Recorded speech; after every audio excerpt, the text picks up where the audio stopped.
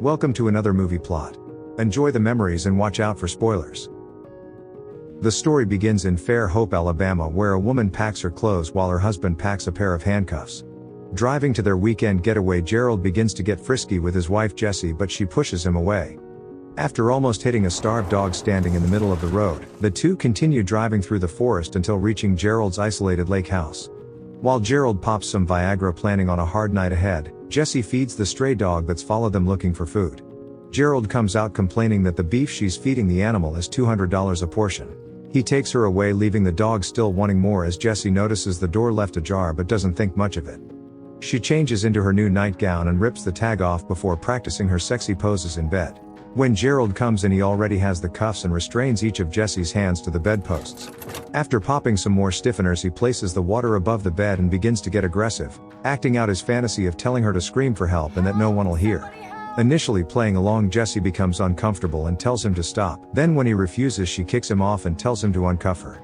He blames Jessie for his flaccidity, then refuses to get the key from the bathroom, saying what if he just left her.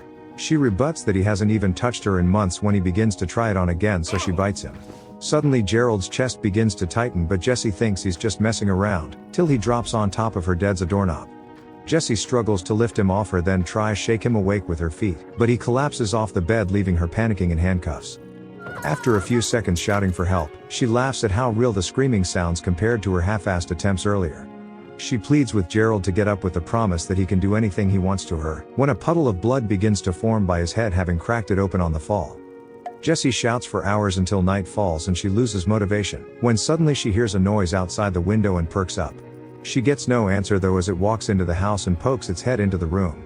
The dog walks up to the corpse as Jessie attempts to scare it away and reach for a book, but it bites a chunk out of Gerald's arm before she can. It sits down in the doorway to eat her husband in front of her, when Gerald suddenly stands up and begins to complain about the bite. Elated at his presence, Jessie looks down at the dog but notices that Jerry's body still remains dead on the floor. The hallucination brings up moments of abuse that she'd overlooked in the past and suggests maybe he wasn't such a good husband. He mocks her for spending hours calling his name when she clearly saw his head crack open and heard the silence of his breath. She works out by the son's angle that she's only been there for 5 hours, but is told by Gerald that that's all it takes to go insane when you witness your husband get eaten. She pulls at her hand some more and manages to slip it free, then breaks the bedpost off to free the other, then gloats to Gerald before turning around and seeing herself. Still trapped in bed, Gerald and the new nicer Jessie begin to act as an angel and demon on her shoulders. As darkness arrives, Jessie has another attempt at reaching the phone on the bedside table, when Gerald reminds her that the last time he ever got hard off the pill was when he choked her. The other Jessie tells Gerald to pop another pill and give Jessie what she wants again, when he reminds her of the glass of water above the bed. She's able to reach it and slides it along the shelf to her other hand but can't get it to her mouth, so she reminds herself not to panic and slowly places it back on the shelf above her. Jessie reminds Jessie that her outfit's new and that the tag she pulled off is on the shelf, which she rolls into a straw in order to drink half the water and save the rest for later. With her dehydration staved off for the moment, Jessie's exhausted and falls asleep to the sound of the dog taking more chunks out of the corpse. In the middle of the night, the dog hears a noise and runs away, when Jessie wakes up and sees a tall stranger approach from the shadows that Gerald calls the man made of moonlight. He reveals a bag of souvenirs as Jessie closes her eyes, saying he isn't real.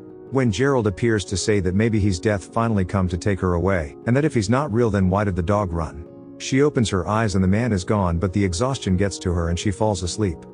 She dreams of the time she went on vacation with her family to their own lake house. Her father Tom seemed a caring man while her mother Sally seemed to despise ever having kids, which Jessie overheard.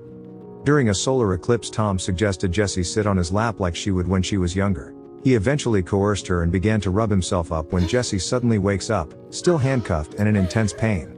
As she was hanging by the cuffs, her circulation was cut off to her hands, so her suggests she have some more water and begin moving around, while Gerald's beginning to attract flies and the dog's waiting on fresh meat. The two delusions begin to break down the trauma, saying that Jessie married an abusive lawyer just like her father. Gerald brings up the Moonlight man again and points out what looks like a bloody footprint as proof she didn't hallucinate him as well. Comparing her father to the dog who smelt blood and went on the hunt, Jessie remembers her father telling her he was ashamed of what he did and manipulated her into agreeing to never tell anyone. Then in a creepy transition, a young Jessie looks down as Moonlight man turns into the dog chewing on her present-day foot. After she fights back, it takes another chunk out of Jerry as the illusions reappear. The whole day passes, when Jerry says that Death will return tonight to claim Jessie and take one of her trinkets for his collection. Jessie has another conversation with her younger self who says to remember what happened at dinner. When her mother asked how she enjoyed her day with Dad, she accidentally shattered her glass requiring stitches.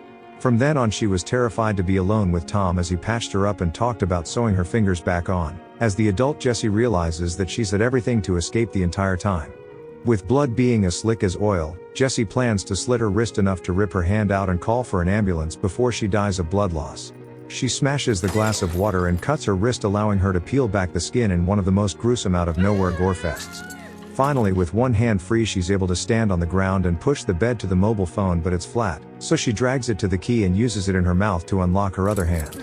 She drinks some water and applies some first aid before making her way to the car keys, but passes out from the blood loss before reaching them. She wakes in front of Gerald's half-eaten face with the dog gnawing on her hand. When she makes it to her car keys, the dog begins to whimper and back away from the door, so Jessie walks over to see the Moonlight man has returned just like Gerald said he would. She walks over to see a human ear hanging around his neck and gives him her wedding ring for his bag of souvenirs. For the first time in days, Jessie makes it outside and drives away, seeing Gerald for the final time. She begins to go in and out of consciousness again until falling asleep, where she dreams of the eclipse and the Moonlight man whispering her name in her ear, before crashing into a tree. Some people from a nearby house hear the noise and come out to find Jessie survived the crash but collapsed. 6 months later, and Jessie is struggling to write a letter, having gone through 3 skin grafts on her hand. Her voiceovers describe how she had pretended to have amnesia to avoid answering questions about what happened, but ultimately learned from her younger self that her father's shackles on her were silence while Gerald's was comfort. With Gerald's life insurance money, she starts a foundation for helping victims of abuse. Every night the Moonlight man still appears to Jessie in her bedroom tormenting her, and her wedding ring was never found by police. She sees the real man for the first time in 6 months when she learns from the newspaper that his name is Raymond Joubert. Suffering acromegaly causing his deformities, the man would dig up crypts, stealing trinkets and occasionally feasting on their flesh. He eventually upgraded to the living when he was found naked trying to cut off a sleeping man's ear. Though he only ever did this to men, which explains why he didn't harm Jessie and probably why Gerald's face was missing. Police raided his home after they arrested him but found he had already scalped his sister and eaten her husband. The letter Jessie is writing is shown to be intended for her younger self as a way to process and free her from her past. At the sentencing of the Moonlight man, Jessie walks straight up to him and gets his attention. He breaks his chains and begins repeating her words that you're not real and that you're just the moonlight. Jessie approaches, seeing Gerald and Tom's face in place of Raymond's, then calls him much smaller than she remembers before walking away. She leaves the courthouse and walks triumphantly down the street with the sunlight beaming. And the movie ends. You're only made of moonlight. So you made it. I appreciate your time. I couldn't have done it without you. Tell your mother I said thanks.